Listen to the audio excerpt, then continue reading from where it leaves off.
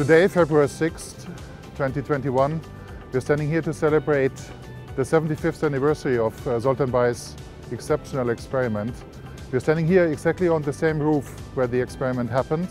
The building is here, and if you see in the back, you see the same buildings that were here, some of them for more than 120 years.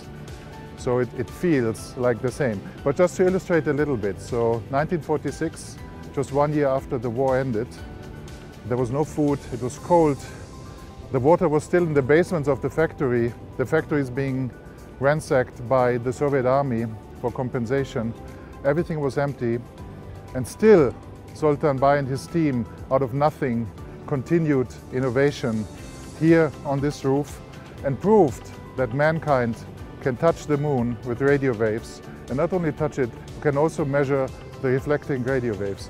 So in this situation, they were thinking about innovation, and this is what Tungsram is all about.